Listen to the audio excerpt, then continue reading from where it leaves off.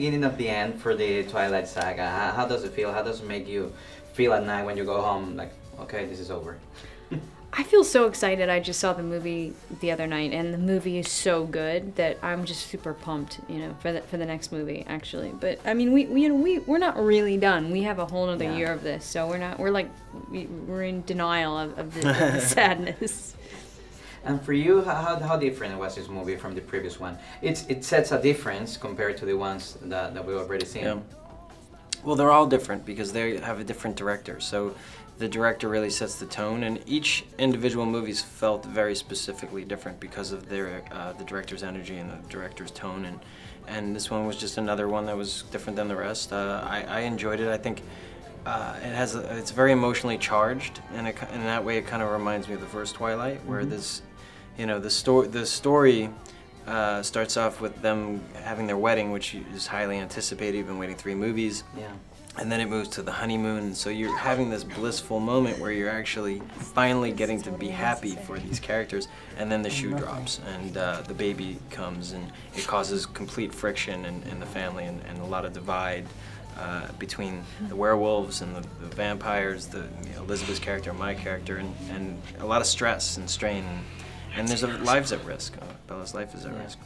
When you began filming this saga, did you expect this big phenomenon that has been all over the world? No, No, I mean, not at all? we not at all. I mean, we were just, you know, we only thought if we could get to the book 2, if we could get to make New Moon, that would be a huge success for us. We were just taking one movie at a time. I think even after New Moon, we were like, gosh, I hope we get to shoot Eclipse. Yeah, every time you just never take it for granted. Forward. You don't know if they're coming or not, you know. And we were very fortunate that the fans were so supportive. Yeah. And how is it for you to play a vampire? Many people is infatuated with vampires and the stories and what they do, and if they are alive or not. And how do you feel with I that? think it's cool being a vampire. I always so felt cool. like vampires are cool.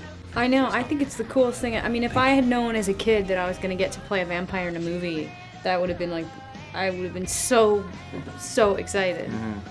What would you tell the people who hasn't seen the other movies? What is this movie about, and why they should go see it?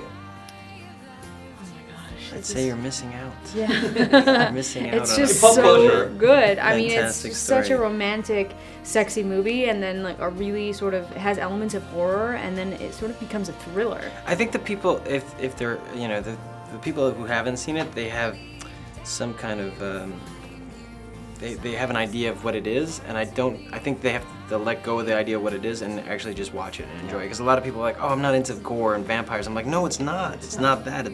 You know, it's this beautiful love story set in a vampire world. Or the guy will say, I'm not into lovey-dovey movies. And I'm like, no, it's not. It's got these vampires and werewolves and this really cool. So it's got a little bit of everything for everybody. No measure of time with you would be long enough, but we'll start with forever. It's impossible. Whoa. The Twilight Saga: Breaking Dawn Part 1, coming soon.